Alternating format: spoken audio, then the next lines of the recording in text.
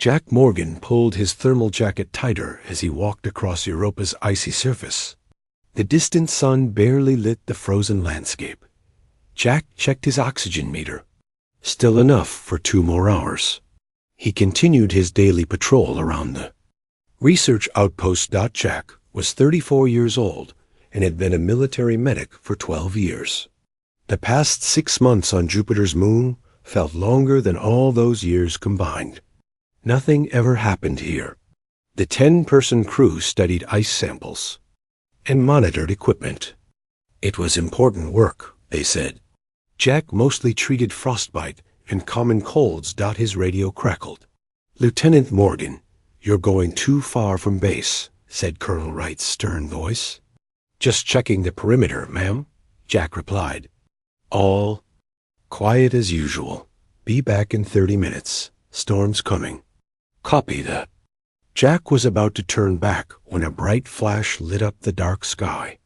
Something streaked through the atmosphere, trailing fire and smoke. It crashed about 2 miles away, sending ice and debris flying upward. Jack's heart raced. "Colonel, something just crashed near the western quadrant." After a moment of silence, Wright responded, "Return to base immediately. We'll send a proper team to investigate tomorrow when it's safer." Jack looked at the crash site. Smoke rose from where the object had hit. His training as a medic kicked in. What if someone was hurt? By tomorrow, they could be dead. "Colonel, I'm already close to the site. I have medical supplies." "If someone's injured, that's an order, Lieutenant. Return now." Jack hesitated, then made his decision. "My radio is breaking up. Can't hear orders. We'll check back soon." He turned off his radio before Wright could respond. The trek to the crash site took 20 minutes. Jack moved carefully across the uneven ice. As he got closer, he saw the object. Wasn't a meteor. It looked like a small spacecraft, about the size of a car. Half of it was buried in the ice. Its metal skin was smooth and silver, without any markings or windows. "Hello?" Jack called out, though he knew sound wouldn't carry well in Europa's thin atmosphere. He approached cautiously, medical scanner in hand. A section of the craft suddenly slid open. Jack raised his light toward the dark opening, his hand shaking slightly. Something moved inside. Then a figure appeared at the opening. It looked almost human, but not quite. The being had the shape of a woman, but with pale blue skin that seemed to shimmer in his flashlight beam. Her eyes were large and completely silver, without pupils. She wore a tight-fitting suit made of material Jack had never seen before. Most notably, her right leg was bent at a horrible angle, clearly broken. The alien tried to move but collapsed back into the craft with what looked like a silent cry of pain. Jack's fear battled with his medical training. After a moment, training won. He approached slowly, hands raised to show he meant no harm. "I'm a medic," he said, knowing she probably couldn't understand him. "I want to help." The alien watched him closely as he came nearer. Jack pointed to her broken leg, then to his medical kit. He mimicked treating an injury. The alien remained still, but didn't try to stop him when he carefully climbed into the craft. The inside was cramped but warm. Strange lights blinked on curved walls. Jack kneeled beside the alien and slowly opened his medical kit. "This will hurt," he said as he took out a scanner. "But I need to see how bad the break is." As he moved the scanner over her leg, the alien watched his every move. Her face showed pain, but also curiosity. Jack studied the scanner readings. The bone structure was similar to human bones, but denser. The break was clean, at least. "I'm going to give you something for the pain," Jack said, preparing a universal painkiller. He didn't know if it would work on her physiology, but it was worth trying. "Then I need to set the bone." As he reached toward her with the injector, the alien suddenly grabbed his wrist. Her grip was surprisingly strong. Jack froze, Heart-pounding and she spoke. "Your species isn't supposed to be capable of empathy toward non-humans," she said in perfect English. "Why are you helping me?" Jack's mouth fell open. The medical scanner slipped from his other hand, clattering to the floor of the craft. He stared at the alien, unable to process what had just happened. "You you speak English," he finally managed to say. "I speak all 218 human languages currently in use on Earth," she replied, still holding his wrist. "You didn't answer my question. Why help me when you should fear me?" Jack swallowed hard. "I'm a medic. Helping injured people is what I do. I'm not people, not human people." "Doesn't matter," Jack said, finding his voice again. "You're hurt. That's all I need to know." The alien studied his face for a long moment, then released his wrist. "Interesting. Our research indicated humans would respond with violence to any extraterrestrial contact." Jack picked up his scanner. "Guess your research was wrong." "Perhaps." She winced as she shifted her leg. "Or perhaps you are an anomaly." Jack prepared. "The painkiller again. What's your name? Do you have names?" "My designation is complex, but you may call me Lyra. It's close enough in your phonetic range." "I'm Jack. Jack Morgan." He carefully injected the painkiller near her broken leg. "This might not work on you, but it's worth trying." Lyra watched with interest. "Your medicine is primitive but thoughtful. Double quotes, thanks ... I think." Jack checked the break again. "I need to set this bone before we move you. It's going to hurt, even with the painkiller. Proceed." Jack took a deep breath, then quickly pulled and twisted her leg to align the bone. Lyra made no sound, but her silver eyes widened and her blue skin paled even further. "Sorry," Jack said, working quickly to apply a temporary splint. "Had to be done." "Your apology is unnecessary, but appreciated." Lyra's voice sounded strained. Jack finished securing the splint. "We need to get you somewhere safe. My base is 2 miles away, but my commander doesn't know about you." "They cannot know," Lyra said sharply. "Not yet. Why not?" Lyra looked at him with those strange silver eyes. "Because my presence here is unauthorized, and because what I know about your world could change humanity's fate forever." Jack stared at her. "What do you mean?" Lyra tried to sit up straighter. "My people have been watching Earth for centuries. We've seen your wars, your cruelty, your destruction of your own planet." She paused. "But I've also seen things the others haven't looked for. Things like what you just did, helping someone different without question." Outside, the wind began to howl as the storm approached. Jack's oxygen meter beeped a warning. "We need to move now," he said, making a quick decision. "I'll take you to the base, but keep you hidden in my quarters until we figure this out." "They will come looking for me," Lyra warned. "Who will?" "Others of my kind, some who don't share my ... Growing appreciation for humans." Lyra looked at the controls of her craft. "And they won't be as injured or as friendly as I am." Jack helped Lyra to her feet, or rather, her one good foot. As she leaned against him, he realized the enormity of what was happening. First contact with an alien species, and it was just him, a medic on a remote outpost. "Can you walk if I help you?" he asked. "Yes." Lyra looked into his eyes. "Jack Morgan, do you understand that by helping me, you may be changing your world's history?" Jack nodded slowly. "I'm just doing my job. Now let's get out of this storm. Together." They stepped out onto the icy surface of Europa, an unlikely pair heading toward an uncertain future. Getting back to the base was harder than Jack expected. The storm grew stronger, whipping ice particles against their suits. Lyra limped beside him, leaning heavily on his shoulder.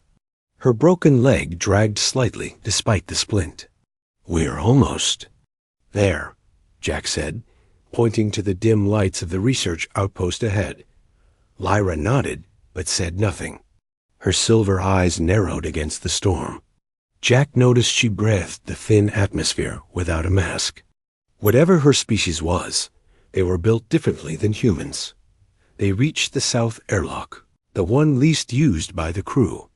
Jack punched in his code and helped Lyra inside. The outer door sealed behind them with a hiss. As the chamber pressurized, Jack removed his helmet and looked at Lyra with concern. "Are you okay? The painkiller still working?" "It helps," she said. "Your medicine is crude but effective." Jack smiled slightly. "We do our best with what we have." Before the inner door opened, Jack explained his plan. "My quarters are near this airlock. Most of the crew should be in the mess hall for dinner. We need to move quickly and quietly." "I understand stealth operations," Lyra said. The inner door slid open. Jack checked the corridor empty. He helped. Lyra limped down the hallway to his small private room. They made it without seeing anyone. Once inside, Jack locked the door and breathed a sigh of relief that his quarters were small and plain a bed, a desk with a computer, a small bathroom, and a few personal items. Lyra looked around with interest. "You live simply," she observed. "Military." "Habit," Jack said. He helped her sit on the bed. "Let me check your leg again." As Jack examined the splint, the base intercom crackled to life. Colonel Wright's voice filled the room. "Attention all personnel. A meteor impact has been detected 2 miles west of the base. All outdoor activities are suspended until further notice. Lieutenant Morgan, report to the command center immediately upon your return." Jack winced. "She sounds angry." "Your leader suspects something," Lyra said. "Colonel Wright always suspects something." Jack finished checking the splint. "The break is stable, but you need better treatment. I'll need to get proper medical supplies without raising suspicion." Lyra shifted on the bed, trying to find a comfortable position. "Jack Morgan, there are things you need to know about why I'm here." Jack sat in his desk chair, facing her. "I'm listening." Lyra's silver eyes seemed to look through him. "My people? The Astrari have been observing Earth for over 500 years. We've watched your civilization develop, seen your wars, your technological progress, and your treatment of your planet and each other. You've been spying on us?" "Studying," Lyra corrected, "as we do with all potentially spacefaring species." Jack frowned. "And what have you concluded?" "That's where the disagreement lies." Lyra gestured to her broken leg. "I was part of a final assessment team. Our data will determine whether humanity is invited to join the galactic community or—" She paused. "Or what? Or placed under permanent quarantine. No contact allowed. Earth isolated forever." Jack stared at her. "You can do that?" "The Galactic Council can, and has done it to 12 other species." Lyra's voice was matter-of-fact. "Species deemed too violent or unpredictable are contained on their home planets for the safety of all." Jack stood up and paced the small room. "And what's the current vote looking like for us humans?" "Not favorable," Lyra admitted. "Your species kills each other over imaginary borders and skin pigmentation. You destroy your own ecosystems for temporary comfort. The council vote is nearly unanimous for isolation protocol." "Then why are you telling me this?" Jack asked. "Why not keep your cover?" Lyra looked down at her broken leg. "Because when my ship malfunctioned and crashed, I expected to die here. Or if found by humans, to be tortured and studied. Instead, you helped me without hesitation." She looked up at him. "That matters. One person's actions can't change your whole assessment." "Perhaps not, but it confirms my personal observations, which differ from official reports." Jack was about to ask what she meant when a knock came at his door. He froze. "Morgan?" "You in."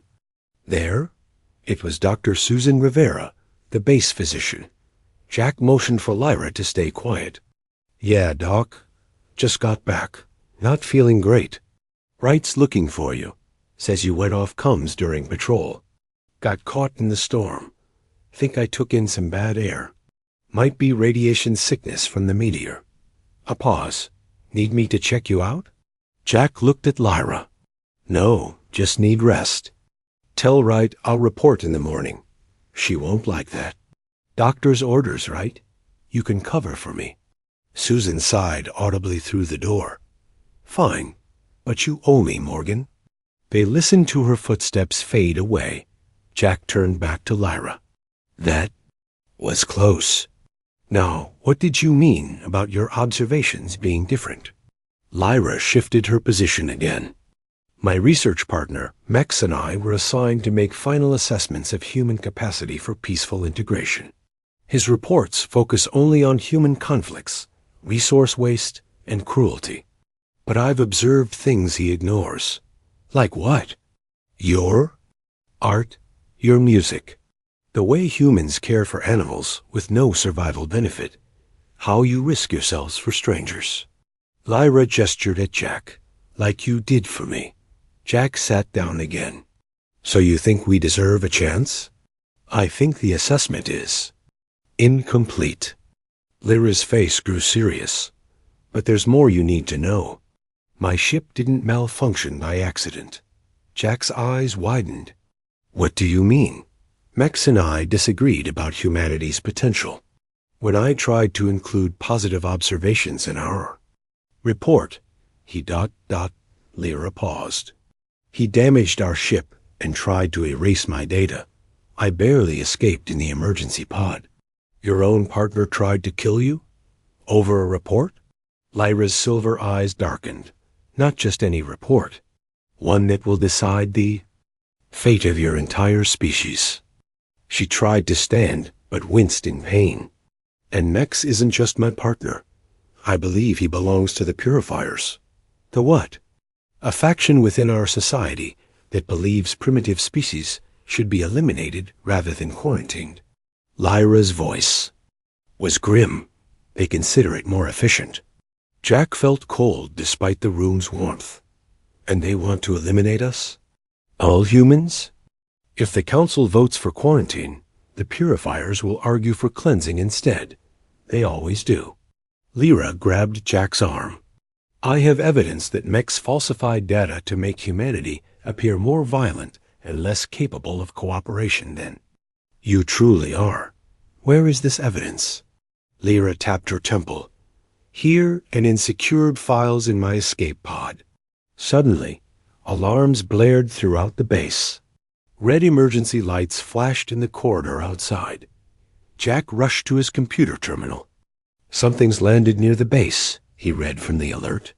Colonel Wright is assembling a team to investigate. Lyra's face paled to a lighter blue. It's too soon. Too soon for what? For Mex to find me. Lyra struggled to stand. Jack, you need to get to my pod and retrieve the data before they do. If the Purifiers get it first, they'll destroy any evidence that contradicts their view of humanity. Jack helped Lyra back to the bed. I can't leave the base now. Not with Wright on high alert. Then we need another plan. Lyra looked into Jack's eyes. Because if Mex is here, he won't just be looking for me and the data. He'll eliminate any humans who've had contact with me. You mean he'll kill us? The whole base? Lyra nodded slowly. To the Purifiers, you're already a condemned species. Your lives mean nothing to them. Jack sat beside her, trying to process everything. Outside, the alarms continued to wail as the base prepared to investigate the new arrival. We need to warn everyone, Jack said finally. They won't believe you, Lyra replied. Would you have believed in aliens yesterday? Jack looked at Lyra, at her blue skin and silver eyes, at her broken leg he had treated. In just a few hours, his entire understanding of the universe had changed. Maybe not, he admitted, but I have to try. Too many lives are at stake. Lyra nodded slowly. Then, we act together, and quickly. She looked toward the door. Because if Mex is here, we don't have much time. Jack's room intercom buzzed. Colonel Wright's voice came through, sharp and commanding. All personnel report to the command center immediately. This is not a drill. Jack looked at Lyra. I have to go. They'll check rooms if I don't show up. I understand, Lyra said, but be careful what you say. If you mention me too soon, they may react with fear. Jack nodded. Can you walk? Not well, but I can move if needed. Lyra shifted her broken leg carefully. What's your plan? First, I need to know what's happening. Then we decide who to trust. Jack moved to the door. Stay here. Lock the door after me. Don't open it for anyone but me. Lyra nodded. Jack slipped out into the corridor, hearing the lock click behind him. The command center was filled with tense voices when Jack arrived. All 9 other crew members were already there. Colonel Diane Wright stood at the main display, her gray hair pulled back tightly, her face grim. She noticed Jack immediately. Nice of you to join us, Lieutenant Morgan, she said coldly. Sorry, Colonel. I was ill from the storm. Wright's eyes narrowed, but she turned back to the display. We have another impact 2 miles south of the base. This one is definitely not a meteor. The screen showed thermal images of a craft, larger than Lyra's pod. It had landed intact, with no crash damage. Around it, 4 heat signatures moved across. The ice, are those people? Asked Alan Peters, the communications officer. Unknown, Wright replied. But they're heading toward the first impact site. Jack's heart raced. They were looking for Lyra's pod. I'm assembling a team to investigate, Wright continued. Morgan, Rivera, Dawson, and Chun will come with me. The rest of you secure the base. No one enters or leaves without my direct order. Dr. Susan Rivera glanced at Jack with concern. She was a short woman with kind eyes that missed nothing. Colonel, Morgan was exposed to something in the storm. He should stay here. Wright looked at Jack suspiciously. Is that right, Lieutenant? Jack knew he needed to be on that mission. I'm fine, Colonel. Just needed rest. Good. Gear up in 10 minutes. Wright dismissed them with a wave dot. As they filed out, Susan grabbed Jack's arm. What's going on? You're hiding something. Jack hesitated. Susan had been his friend since training. If anyone would believe him, it would be her. I need your help. But I can't explain yet. Can you cover for me for 15 minutes? Susan studied his face. This better be good, Morgan. It's bigger than you can imagine. Meet me at my quarters in 5 minutes. Come alone. Jack hurried back to his room. When? Lyra unlocked the door. He quickly explained the situation. They've found a ship south of here. 4 beings are heading toward your pod. Lyra's silver eyes widened. It's mechs. He brought purifiers. I've asked our doctor to help us. We need allies. Lyra looked uncertain. Can she be trusted? Susan has. Patched me up more times than I can count. She puts life above everything else. Jack checked his watch. She'll be here any minute. Right on cue, there was a soft knock. Jack opened the door. Susan stood there, mouth dropping open when she saw. Lyra, what the hell, Jack? She whispered, stepping inside and closing the door quickly. Susan, this is Lyra. I can see what she is. Susan interrupted, her medical training overcoming her shock as she noticed the splint. And she's injured. Broken leg, Jack confirmed. I did what I could. Susan approached Lyra cautiously. May I? She asked, gesturing to the leg. Lyra nodded. As Susan examined the injury, Jack quickly explained everything Lyra had told him. So these purifiers want to wipe out humanity? Susan asked, still focused on Lyra's leg. And they're here now? Yes, Lyra said. Mex will destroy any evidence that humans deserve a chance. Then he'll eliminate witnesses. Susan finished her examination. You did a decent job, Jack, but this needs proper setting. She looked at Lyra. I believe you. Not because of your story, but because of what Jack did and what you let him do. Enemies don't treat each other's wounds. We need to convince Wright, Jack said. Susan shook her head. Not yet. Wright follows protocol. First contact protocol. Means containment and reporting to Earth Command. We'd be locked down for months while politicians argue. We don't have months, Lyra said. The council vote is in 3 days. Then we need a different approach. Susan thought for a moment. The mission team is leaving in 5 minutes. Jack, you go with them. Find out what these purifiers are doing. I'll stay here with Lyra and properly treat her leg. That's too dangerous for both of you, Jack protested. We don't have a choice. Susan replied firmly. If the purifiers find Lyra's pod first and destroy the evidence, humanity loses its chance. Jack knew she was right. Fine, but be careful. If anyone checks my quarters, I'll move her to the medical bay. I can secure a private room, claim it's contaminated. Susan was already gathering supplies. Now go before Wright gets more suspicious.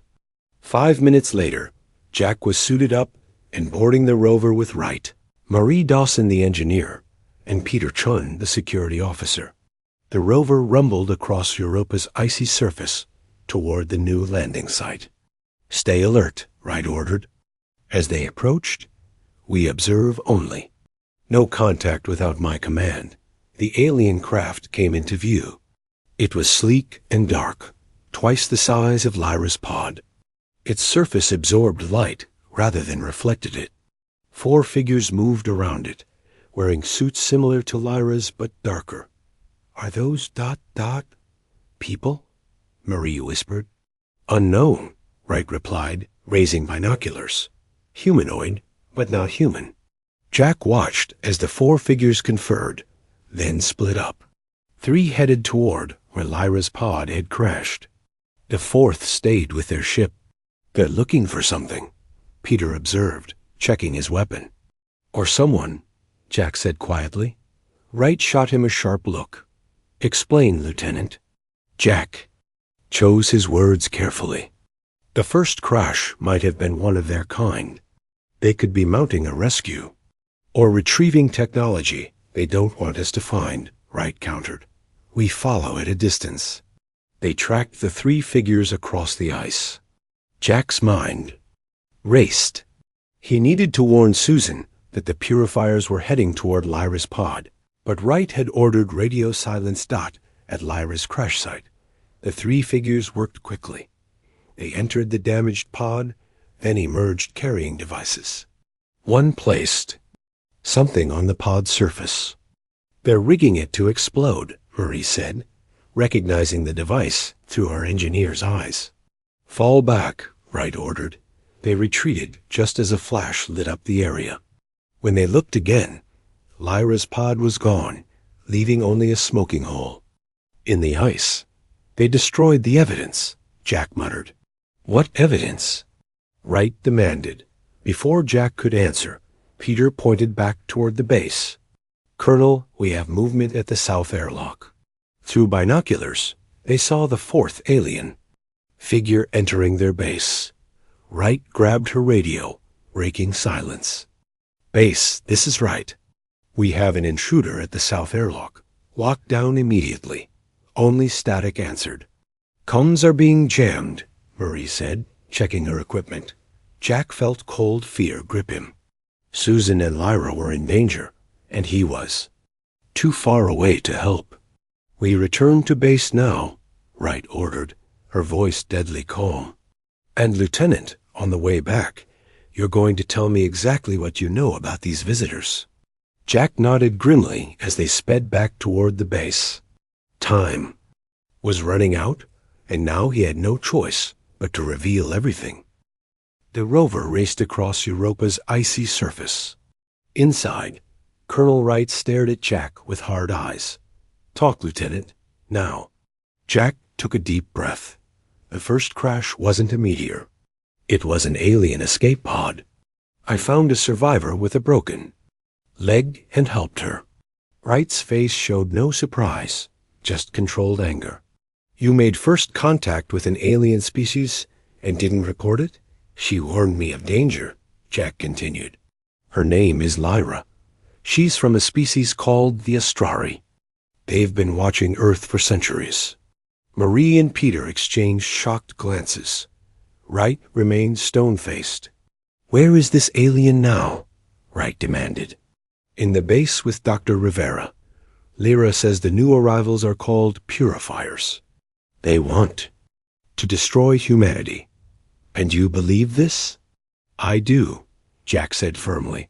They just destroyed her pod to eliminate evidence that could help us. Wright considered this as the rover approached the base. Assume the base is compromised. We go in armed and alert. They parked the rover in the vehicle bay and entered carefully through the maintenance access. The base was eerily quiet.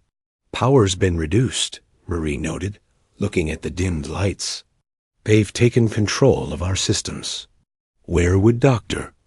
Rivera take your alien friend? Wright asked Jack. Medical bay, private room. She was going to treat Lyra's leg properly. Wright nodded. Sean Dawson, secure the command center. Morgan, with me to medical. They split up, moving silently through the corridors. Jack and Wright reached the medical bay without encountering anyone. The main area was empty, but a red light glowed above one of the private rooms, marking it quarantined. Jack pointed. There. They approached cautiously. Wright raised her weapon as Jack keyed in the medical override code. The door slid open. Susan looked up in alarm, then relaxed. Seeing Jack, she stood over Lyra, who lay on the examination table with her leg in a proper cast. Thank God, Susan said. The base went into lockdown. All communications are down. We have intruders, Wright said, entering the room and studying Lyra with narrow eyes. So this is our visitor. Lyra met Wright's gaze. Colonel Diane Wright. Jack has mentioned you. Wright raised an eyebrow at the alien's perfect English. And you're Lyra. Care to explain why your friends are invading my base? They're not my friends, Lyra said grimly. They're purifiers, led by my former partner Mex. They want to destroy evidence that humans deserve a chance to join the galactic community. What evidence? Wright asked. Lyra tapped her temple. My research and observations. Data showing human capacity for cooperation and growth. She struggled to sit up. Mex falsified reports to make humanity appear more violent and dangerous than you are. And why would he do that? The purifiers believe primitive species are a threat to galactic stability. They prefer elimination to quarantine. Wright's face hardened. Elimination? You mean genocide? Yes, Lyra said simply. The council votes in 3 days. If they vote for quarantine based on Nexus falsified data, the purifiers will push for elimination as a cleaner solution. Jack stepped forward. Colonel, we need to trust her.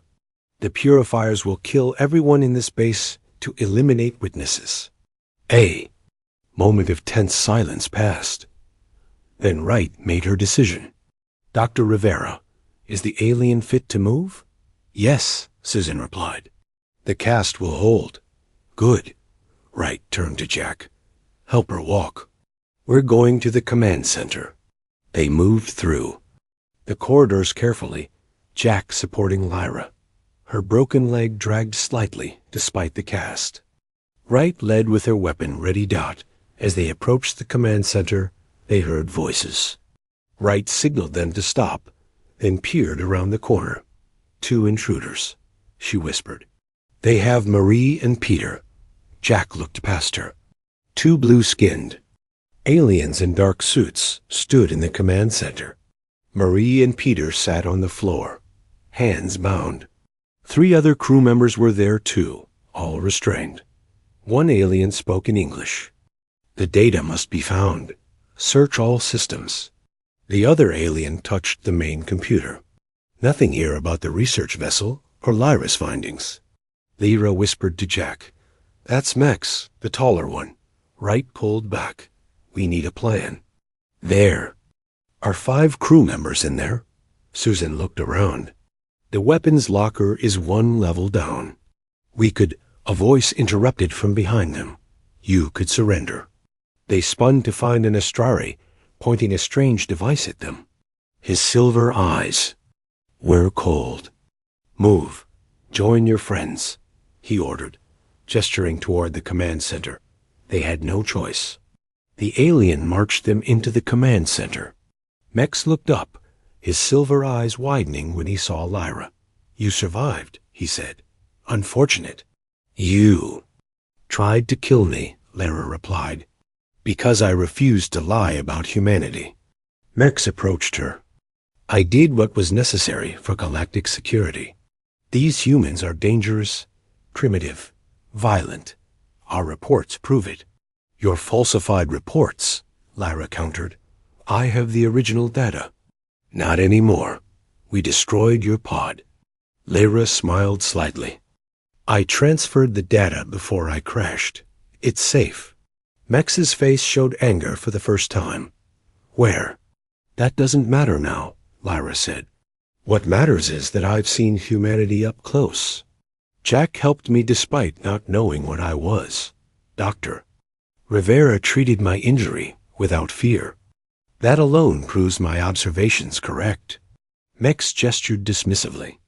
Isolated examples. Meaningless. Then why destroy my pod? Why come here yourself?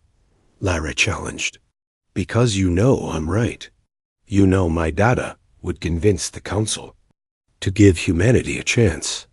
While they argued, Jack noticed Marie working on something behind her back. She caught his eye and nodded slightly toward the environmental controls near her. Mex stepped closer to Lyra. The data dies with you. And all these humans. The Council won't approve elimination without evidence, Lyra insisted. They won't need to. Mex smiled coldly. This base will suffer an unfortunate accident. Oxygen systems failing. Humans are so fragile. Wright spoke up. You're going to murder 10 people to support your lie? To protect billions of galactic citizens from a violent species, Mex corrected. A simple calculation. Marie moved suddenly, slamming her bound hands against a control panel. Alarms blared as emergency lights flashed. The sprinkler system activated, spraying the room. Now, Wright shouted, launching herself at the nearest purifier. Chaos erupted. Jack pulled Lyra aside as the humans, despite being bound, fought back. Susan tackled one alien while Peter kicked another's legs out from under him. Mex raised his device toward Lyra. Jack threw himself in front, expecting pain or death. Instead, a burst of light hit him and nothing happened. Mex looked at his weapon. In confusion. What? Marie laughed from across the room. Electromagnetic pulse. Your fancy weapons run on electrical fields. Ours are good old-fashioned projectiles. Wright had already retrieved her weapon. She pointed it at Mex. Stand down. Now. The purifiers, realizing their weapons were useless, stopped fighting. The humans quickly gained control, binding the aliens with cable ties. Jack helped Lyra to a chair. You okay? She nodded, watching as Wright ordered the aliens secured. You were willing to die for me, Lyra said quietly to Jack. Just doing my job, he replied with a small smile. No, Lyra shook her head. It was more than that. It was proof. Proof. Of what? Of everything I've observed about humanity. Lyra looked around at the humans working together. And proof that the purifiers are wrong. With the purifiers secured in the base's storage room, the humans gathered in the command center. Lyra sat with them, her broken leg propped up on a chair. Colonel Wright stood at the main display, assessing their situation. Communications are still jammed, Alan Peters reported. We can't contact Earth. That may be for the best right now, Wright said. She turned to Lyra. You said the council votes in 3 days. What happens if they can't reach you or mechs? They'll proceed with the vote using the data they have, Lyra explained, which includes Mech's falsified reports about humanity. Jack frowned. So we're back where we started. Humanity gets quarantined or worse. Not necessarily. Lyra adjusted her position. My ship had an emergency beacon, a direct line to the council. If I can access it, I can transmit the true data and testify about what happened here. But your pod was destroyed, Susan reminded her. The beacon wasn't in the pod. It was in this. Lyra reached into her suit and pulled out a small silver device, shaped like a teardrop. I always keep it with me. Marie Dawson studied the device with fascination. Will it work through the jamming field? It operates on different principles than your communications, Lyra said. But it needs more power. Then it has now, Marie nodded confidently. I can help with that. We can connect it to the base's reactor. Then let's do it, Wright decided. Dawson, work with Lyra on the beacon. Morgan, Rivera, you're on medical duty, check everyone for injuries. The rest of you, secure the base and the Purifier's ship. We're not taking any chances. As the group dispersed, Jack helped Lyra to the engineering section with Marie. The engineer worked quickly, connecting Lyra's beacon to the base's power systems. This should give you all the power you need, Marie said, making final adjustments. Though I don't understand how your technology works. It uses quantum entanglement, Lyra explained. Particles linked across any distance, unaffected by conventional jamming. Jack smiled. In other words, space magic. Lyra returned his smile.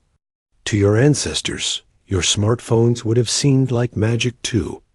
Marie finished the connections. Ready when you are. Lyra activated the beacon. It hummed softly, glowing with inner light.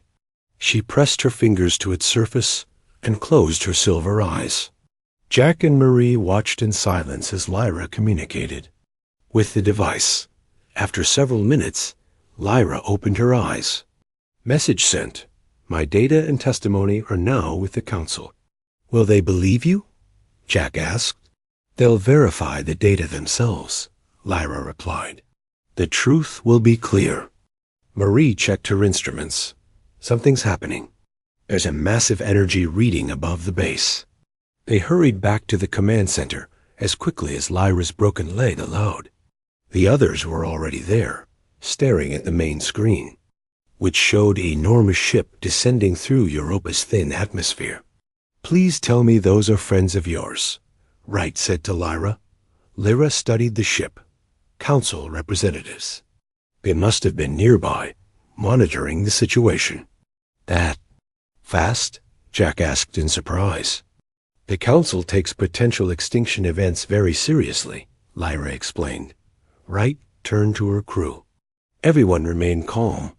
We follow Lyra's lead here. She looked at Lyra. What should we expect? They'll want to verify everything. Speak. To all of us. See the purifiers. Lyra straightened her posture, despite her injury. This is unprecedented council representatives directly observing a pre-contact species. The base shook slightly as the massive ship landed nearby. Minutes later, the communication system activated on its own. Research outpost, came a voice. Speaking perfect English. This is Senior Representative Tal of the Galactic Council. We request permission to enter your facility. Wright looked at Lyra, who nodded. Permission granted, Wright responded. We'll meet you at the main airlock. They gathered at the airlock, uncertain what to expect. Jack stood beside Lyra, who leaned on him for support. The outer door opened. Then the inner door revealed 3 beings similar to Lyra, but with deeper blue skin and more elaborate clothing. They carried no visible weapons. The tallest one stepped forward. I am Tal. These are Representatives Vel and Cora. Tal looked directly at Lyra. Researcher Lyra, your emergency transmission was most disturbing. Every word was true, Lyra replied. "The data is accurate. Mex and his purifier allies attempted to destroy it and eliminate witnesses." Tal turned to Wright. "You are the leader. Here, Colonel Diane Wright, Earth Europa Research Command. Colonel, your people have been exposed to knowledge they were not prepared for. How have you responded?" Wright stood tall. "With caution, adaptation, and cooperation. My team captured 4 armed hostiles without casualties on either side." Tal seemed impressed. "And you, human," he addressed Jack. "You helped Lyra when she was injured, not knowing what she was?" "She needed help," Jack said simply. "That's all that mattered." The 3 representatives exchanged looks. Tal spoke again. "We would like to speak with the humans who encountered Lyra, examine the purifiers, and review all records of these events." "Of course," Wright agreed. The next several hours were intense. The representatives interviewed each human privately, examined the captive purifiers, and reviewed the base's security recordings. Finally, they gathered everyone in the command center. "We have reached several conclusions," Tal announced. "First, researcher Mex and his associates will face justice for their actions. The purifier faction has long concerned us, but this is the first direct evidence of their sabotage," Tal continued. "Second, Lyra's original research data appears accurate. Humans display concerning tendencies toward violence and environmental damage, but also remarkable capacity for cooperation, adaptation, and compassion." Jack glanced at Lyra, who gave him a small smile. "Finally," Tal said, "the Council vote regarding Earth's status will be postponed. These events have shown that our assessment protocols may be flawed. We have been judging species on their technological advancement and social cohesion alone.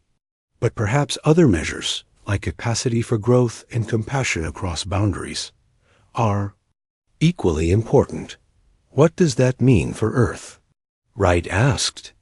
"Earth will not be quarantined at this time," Tal explained. "Instead, we propose a period of limited contact and cultural exchange, beginning with this base. If successful, contact will gradually expand." The humans exchanged looks of amazement. Jack turned to Lyra. "You did it. You gave humanity a chance." "We both did," Lyra replied quietly.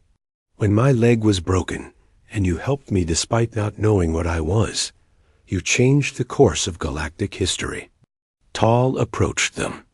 "Lyra, the Council requests that you continue your research here as our first official representative to humans. Your unique perspective will be valuable." "My leg will need time to heal," Lyra said. "I can help with that." Susan offered. Jack looked around at humans and aliens talking together, planning a future none of them had imagined possible just days ago. "So what happens now?" he asked Lyra. "Now we learn from each other," she replied. "Your people have much to teach mine, just as we have knowledge to share with you." "All because of a broken leg and a chance encounter?" Jack mused. "Perhaps not chance," Lyra said thoughtfully. "Of all the places I could have crashed, I found the one human who would help instead of fear." As the discussions continued around them, Jack realized how close humanity had come to isolation, or worse, and how a simple act of compassion had changed everything. One person's choice, made in a moment of crisis, had opened the door to the stars. Lyra seemed to read his thoughts. "That's the truth the purifiers feared most," she said softly. "That sometimes the greatest power in the universe isn't technology or weapons, but simply helping someone in need." Outside the base windows, Earth hung as a distant blue dot in the black sky, no longer alone in the cosmos.